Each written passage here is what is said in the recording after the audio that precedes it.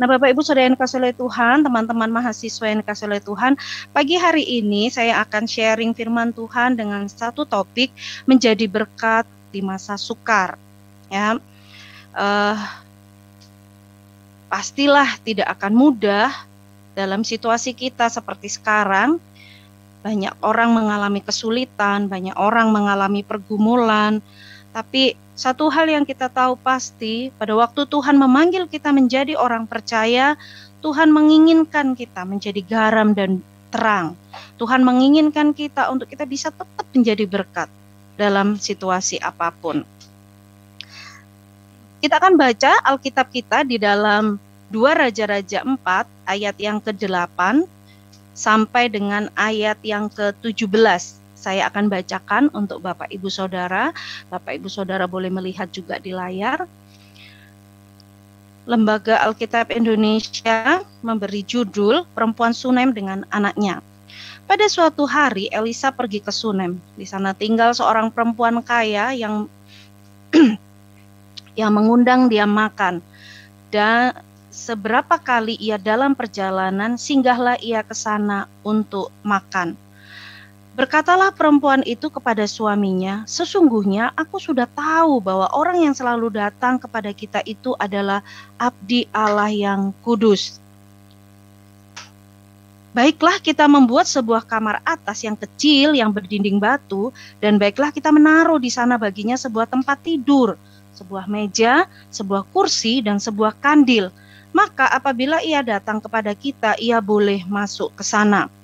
Pada suatu hari datanglah ia ke sana, lalu masuklah ia ke kamar atas itu dan tidur di situ. Kemudian berkatalah ia kepada Gehasi bujangnya, panggillah perempuan Sunem itu, dan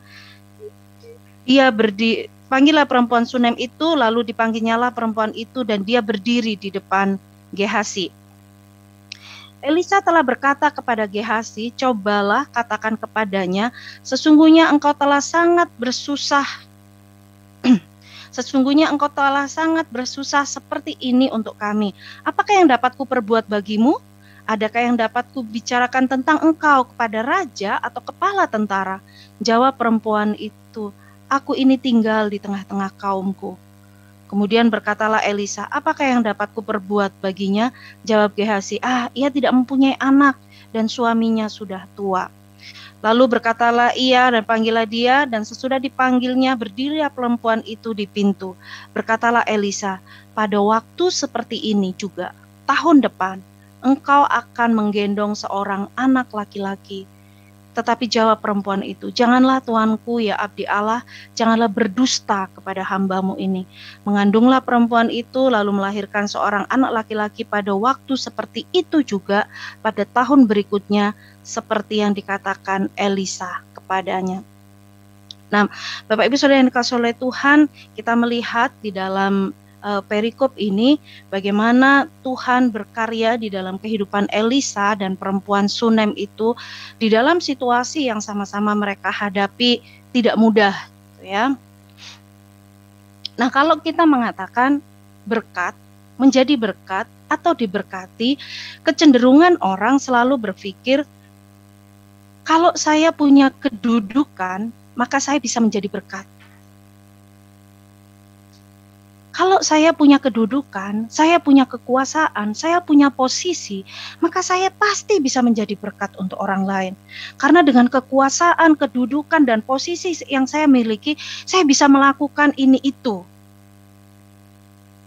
Ada juga orang yang berkata, kalau saya punya materi, saya punya uang yang banyak, saya punya harta melimpah, maka saya pasti bisa jadi berkat. Karena dengan harta saya akan bisa menolong banyak orang miskin untuk mereka mendapatkan kehidupan yang layak. Kalau saya punya materi. Dan tidak sedikit juga orang yang berkata, ya kalau saya sehat, saya bisa jadi berkat. Saya bisa melakukan ini itu, saya bisa menolong orang lain, saya bisa membantu orang lain dengan kekuatan yang saya punya. Pasti saya bisa menjadi berkat. Cuma masalahnya Bapak Ibu Saudara, apakah selalu kita punya kedudukan? Apakah selalu kita punya materi? Apakah selalu badan kita sehat? Dan apakah kondisi-kondisi itu bisa membatasi kita untuk kita menjadi berkat? Firman Tuhan mengatakan, jadilah terang dan garam. Kalau engkau sakit, tidak bukan? Alkitab tidak mengatakan begitu. Kalau engkau sehat, jadilah berkat, jadilah garam dan terang. Kalau engkau punya harta, jadilah garam dan terang. Kalau engkau punya posisi dan kedudukan, jadilah garam dan terang. Tidak. Alkitab tidak mengatakan demikian. Tapi Yesus mengatakan, jadilah garam dan terang. Jadi Bapak Ibu Saudara yang dikasihi oleh Tuhan, apapun situasi kita, firman Tuhan menginginkan kita untuk bisa menjadi berkat. Sehingga melalui kehidupan kita, nama Tuhan bisa dipermuliakan. Bagaimana untuk kita bisa tetap menjadi berkat di masa yang sukar? Bagaimana kita bisa menjadi berkat untuk orang di sekitar kita di dalam situasi yang sulit, yang mungkin secara ekonomi kita tidak punya kedudukan, kita tidak punya materi, mungkin badan kita juga tidak dalam kondisi baik saat ini. Bagaimana kita bisa menjadi berkat? Pagi hari ini kita akan belajar sikap yang harus dimiliki orang percaya supaya bisa menjadi berkat di masa yang sukar. Sikap apa yang harus dimiliki orang percaya supaya kita bisa tetap menjadi berkat di masa yang sukar sekalipun? Hal yang pertama, milikilah kepekaan. Nah, Bapak Ibu Saudara yang dikasihi oleh Tuhan, kalau kita melihat di sini, perempuan Sunem ini, dia memiliki satu kepekaan yang luar biasa. Dia tahu Elisa itu adalah hamba Tuhan yang sering datang ke kota mereka untuk melayani di sana. Dan perempuan ini tahu, dia tidak punya tempat untuk tinggal. Dan bahkan mungkin Elisa juga tidak punya harta yang cukup atau uang yang cukup untuk dia menyewa tempat.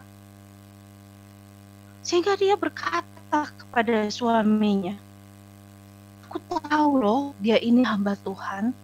Bagaimana kalau sebaiknya kita buat satu tempat, satu kamar khusus, sehingga setiap kali dia datang ke kota kita, dia bisa tinggal di situ, dia bisa tidur dengan nyaman di situ. Nah, Bapak Ibu Saudara yang dikasihi oleh Tuhan, perempuan Sunem ini peka dengan kondisi yang ada. Dia peka dengan kondisi orang-orang di sekitarnya. Dia peka dengan kebutuhan Elisa. Sehingga dia dan suaminya bersepakat untuk mereka bisa membangun sebuah kamar. Dan Elisa bisa tinggal di kamar itu. Nah, Bapak Ibu Saudara yang dikasihi oleh Tuhan, tapi kepekaan itu juga tidak hanya dimiliki oleh perempuan Sunem ini. Elisa pun peka. Sehingga dia katakan kepada Gehazi, "Hei, apa yang dibutuhkan orang itu? Apa yang dibutuhkan perempuan itu?" Gehazi dengan ini bilang, oh dia orang kaya, dia punya semua, dia nggak butuh apa-apa. Tapi dia tidak punya anak. Jadi kalau dilihat dia orang kaya, mungkin perempuan ini juga punya kedudukan, sehingga mereka berkata, oh dia nggak perlu apa-apa. Oh tapi ada satu, dia tidak punya anak. Nah, Bapak Ibu Saudara yang dikasihi oleh Tuhan, teman-teman mahasiswa yang dikasihi oleh Tuhan, milikilah kepekaan. Peka dengan kondisi orang-orang di sekitar kita. Apalagi kita, teman-teman yang hidup di asrama gitu ya. Pekalah dengan kehidupan di sekitar. Kalau beberapa waktu yang lalu di masa orientasi, Pak Tobing sempat sampaikan gitu ya. Bagaimana hidup di asrama, tidak punya sabun tinggal setipis ATM. Berapa banyak teman-teman kita yang juga mengalami hal seperti itu. Mungkin kita pikir, ya saya punya pun kan untuk stok 1 bulan. Kalau ini nanti dibagi-bagi bagaimana? Teman-teman yang dikasihi oleh Tuhan, saya punya pengalaman secara pribadi yang itu menjadi pengalaman yang berharga bagi saya. Sehingga itu menolong secara pribadi maupun keluarga untuk saya terus belajar peka dengan kondisi orang-orang di sekitar dan juga dengan suara Tuhan. Beberapa tahun yang lalu waktu awal-awal kami kembali untuk datang ke Pulau Jawa, setelah sekian lama kami tinggal di Kota Batam gitu ya. Waktu itu kami pinjam motor dari saya gitu ya untuk pergi ke satu tempat, karena waktu itu kami baru datang dari Pulau Batam untuk mengurus proses studi suami di I3. Nah, pada waktu kami meminjam itu, lalu kami minta tolong adik saya ini untuk mengantar ke satu tempat juga. Jadi saya pergi gitu ya, saya pergi berboncengan. Waktu itu saya ngomong ke dia, nanti ini deh untuk ganti bensinnya saya beli bakmi deh untuk istrimu. Gitu. Saya belikan bakmi. Waktu itu adik saya bilang begini, nggak usah bakmi lah, beli beras aja karena kami tidak ada beras. Nah teman-teman, Bapak Ibu, waktu itu di kantong saya hanya ada uang 70.000. Saya ingat betul hanya tinggal 70.000 dan saya katakan, hati saya tergerak untuk memberi 50.000. Tapi waktu itu saya berhitung dengan Tuhan, saya katakan, Tuhan, kalau saya kasih 50.000 dan kami hanya 20.000, masa lebih besar yang saya kasih daripada yang saya pegang? Sama-sama nanti kami nggak tahu kelanjutannya seperti apa. Masakan saya kasihkan ke dia, sedangkan saya sendiri nggak punya. Dan waktu itu saya bergelut di dalam hati sampai akhirnya kami sampai tiba di rumah dan saya katakan oke, karena saya juga nggak ada duit, yang 20.000 deh kamu buat beli beras, karena saya hanya punya sedikit. Tapi keputusan itu menggelisahkan saya. Tapi saya mencoba berargumen dengan Tuhan, saya katakan, Tuhan, kan nggak mungkin yang lebih besar saya kasih ke dia. Kan kami juga nggak tahu besok kami akan melanjutkan hidup seperti apa. Dan saya terus berargumen dengan Tuhan. Dan Bapak Ibu Saudara yang dikasihi oleh Tuhan, keesokan harinya kami harus pergi ke suatu tempat. Dan setelah kami pergi di satu jalan, ternyata kami kena tilang polisi. Kami kena tilang polisi dan waktu itu kami kena denda 100.000. Nah di situ karena kami juga waktu itu sama dengan teman, kami juga tidak pegang uang, kami kasih waktu itu sama teman bilang, udah kamu bayarin dulu deh, nanti kalau kita ada uang kami bayar. Dan waktu itu Tuhan berkata secara pribadi kepada saya, dia katakan, kamu lebih rela uangmu kamu kasih polisi daripada kamu kasih adikmu yang mungkin saat ini juga nggak punya beras untuk dimakan. Teman-teman, peristiwa itu menjadi satu momen yang luar biasa buat saya pribadi, yang mengingatkan saya betapa bahwa seringkali kita berhitung dengan Tuhan. Seringkali Tuhan mengatakan sesuatu kepada kita, tapi kita berargumen karena kondisi kita. Kita merasa bahwa kita berhak untuk sesuatu yang kita miliki. Kita tidak peka. Bukan hanya kita tidak peka dengan kondisi orang-orang di sekitar kita, tapi seringkali juga kita tidak peka dengan suara Tuhan. Kita berkata, Tuhan, nggak mungkin toh orang lain yang kasih lebih besar daripada yang aku punya, yang aku pegang nanti. Tapi Tuhan katakan, jangan berhitung. Nah, Bapak Ibu Saudara yang dikasihi oleh Tuhan, peristiwa itu menjadi satu momen di mana akhirnya Tuhan mendidik saya secara pribadi untuk saya tidak berhitung dengan Tuhan. Sehingga sampai saat ini kalau sesuatu terjadi dan Tuhan mengatakan untuk saya melakukan sesuatu buat orang-orang di sekeliling saya akan lakukan itu tanpa pikir panjang. Sampai kadangkala anak saya yang paling besar mengatakan, saya belum punya hati seperti mama papa. Cuma saya katakan itu proses. Kadang-kala anak-anak bisa jadi mereka komplain gitu ya. Kok mama terlalu perhatikan, terlalu ini. Cuma saya katakan, kalau Tuhan sudah berbicara di dalam hatimu, lakukanlah. Jangan pikirkan, oh nanti kamu rugi. Oh orang yang datang minta pertolongan itu hanya menipu. Oh nanti kalau kita ditipu bagaimana? Gak usah dipikirkan itu. Selama Tuhan tunjukkan di dalam hidup kita, di dalam hati dan pikiran kita untuk lakukan itu, kerjakan itu. Jangan pernah berhitung dengan Tuhan. Pekalah dengan kondisi orang-orang di sekitar dan pekalah dengan suara Tuhan. Saya ingat juga pada waktu awal-awal kami studi di I3, beberapa kali saya sudah sampaikan, setiap kali saya membawa renungan, bahwa kami pun studi di awal-awal itu, kami tidak punya sponsor. Kami betul-betul harus hidup dengan iman. Tapi sungguh luar biasa, ada banyak malaikat-malaikat tak bersayap. Ada malaikat-malaikat kecil yang selalu Tuhan kirimkan di sekitar kami, sehingga kami boleh mengakhiri studi di I3 dengan baik. Saya dan suami bisa mengakhiri dengan baik. Ada saja Tuhan pakai orang-orang di sekitar kami. Karena kebetulan waktu itu saya beberapa orang ya di kelas kami itu sudah berkeluarga.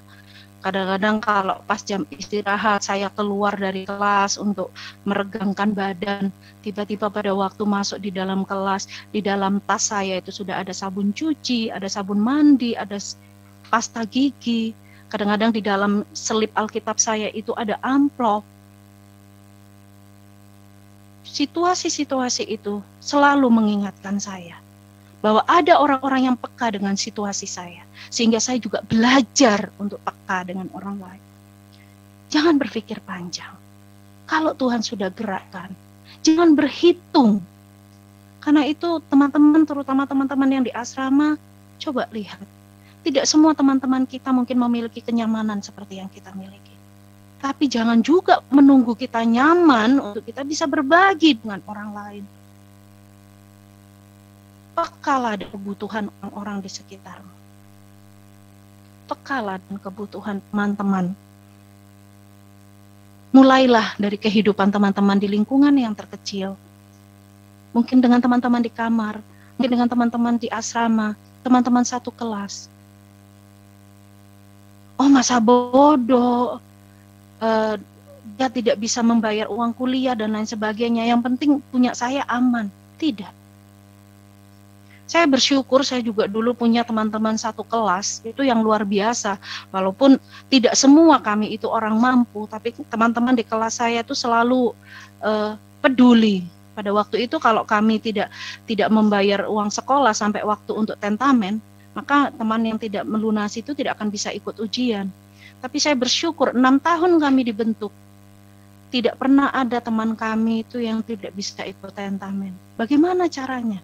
Ya kami patungan. Apa yang bisa kami lakukan? Teman-teman yang mampu, mereka hubungi orang tuanya, atau mereka kumpulkan dari uang sakunya untuk bisa membantu teman-teman yang lain untuk membiayai uang sekolah. Semua dilakukan. Dan teman-teman, itu pengalaman yang luar biasa. Kalau kita bisa memiliki itu di dalam masa studi kita, di dalam kehidupan teman-teman berasrama, yakinlah itu akan menjadi modal yang besar pada waktu teman-teman akan terjun nanti ke pelayanan yang sesungguhnya. Miliki kepekaan, bukan hanya mau peduli dengan kondisi orang-orang di sekitar, tapi bertindak. Kalau kita, kasihan ya, si ini gak punya sabun. Kita doakanlah supaya Tuhan berkati. Padahal di lemarimu kamu simpan sabun. Wow, saudara, itu sangat menyedihkan. Bertindak. Jangan hanya kita peka, jangan hanya kita mengerti, oh ya, teman saya mengalami begini. Tidak. Kalau kita mendengar sesuatu tentang kesulitan orang lain, bertanyalah kepada Tuhan. Apa Tuhan yang bisa saya lakukan untuk dia? Karena bukan sebuah kebetulan kalau Tuhan izinkan kita mendengarkan kekurangan orang lain, kesulitan orang lain, penderitaan orang lain. Jangan hanya, oke, nanti saya bantu dalam doa ya. Kita pasti memiliki iman untuk pergumulanmu terjawab. Ya betul. Tapi yang menjadi masalahnya adalah, apa yang menjadi bagian kita yang bisa kita lakukan untuk itu. Jadi teman-teman yang dikasih oleh Tuhan, milikilah kepekaan yang disertai dengan tindakan nyata. Jangan hanya ngomong, jangan hanya terfikir, atau ya kan saya sudah doakan Bu, betul. Doa itu segalanya. Tapi kadangkala perlu tindakan nyata. Kalau teman kita sudah tidak makan, lalu kita bilang, saya berdoa dulu ya, supaya Tuhan berkati kita. Padahal mungkin ada makanan di kantong kita. Jadi teman-teman, Bapak Ibu Saudara yang dikasihi oleh Tuhan, belajar untuk memiliki kepekaan dengan kondisi orang di sekitar kita, dengan kebutuhan orang di sekitar kita, peka dengan suara Tuhan, dan lakukanlah itu. Seperti perempuan Sunem ini, dia tidak hanya berangan-angan, bagaimana ya Elisa menginap, bagaimana dia nanti akan datang? Tidak. Dia memiliki satu tindakan nyata. Dia buat rumah itu, dia buat kamar itu. Dan bukan hanya dibuat kamar, ada tempat tidur, ada tempat minum, semua dia perlengkapi. Karena dia tahu itu kebutuhan. Dia sangat peka. Dan Elisa juga peka dengan kondisi perempuan ini. Dia peka. Dia katakan, apa yang kau butuhkan? Apa yang bisa aku minta kepada para penguasa, kepada raja, kepada kepala tentara untuk menolongmu? Apa yang bisa aku lakukan? Miliki kepekalan. Dan yang kedua, menyadari potensi yang ada. Nah, Bapak Ibu Saudara yang dikasihi oleh Tuhan, seperti yang di awal tadi saya katakan, orang selalu berpikir, ya tunggu saya punya kedudukan lah, tunggu saya punya uang lah, tunggu saya nanti sehat lah, tunggu saya nanti mampu lah, tunggu saya beginilah. Bapak Ibu Saudara yang dikasihi oleh Tuhan, setiap kita pasti punya hal yang menjadi potensi kita. Jangan menunggu kita punya harta kalau memang kita ingin berbagi dengan orang lain. Kami sekeluarga punya moto seperti ini, bukan punya moto ya, punya kata-kata yang menguatkan kami seperti ini. Orang kaya bukanlah orang yang banyak harta.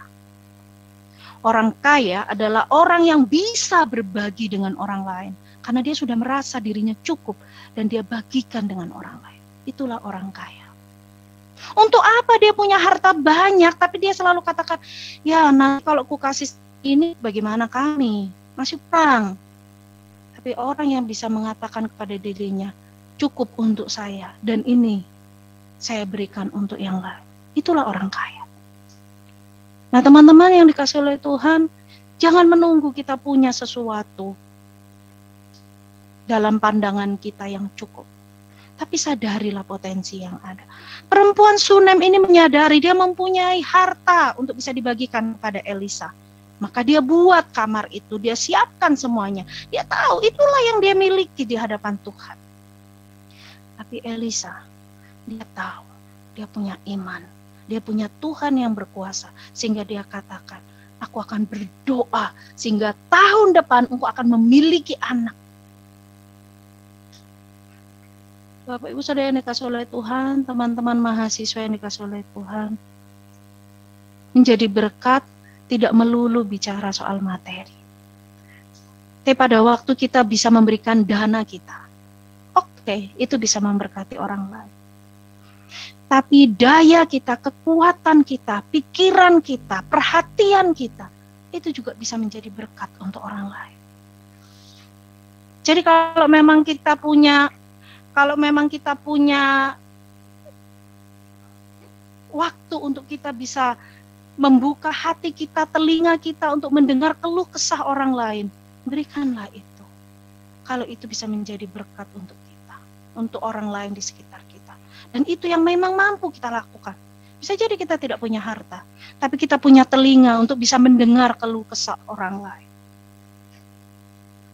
Kita punya ketenaga yang bisa kita berikan untuk menolong orang lain. Dan saya yakin dan percaya, setiap kita punya waktu untuk berdoa. Doakanlah orang-orang di sekitar kita.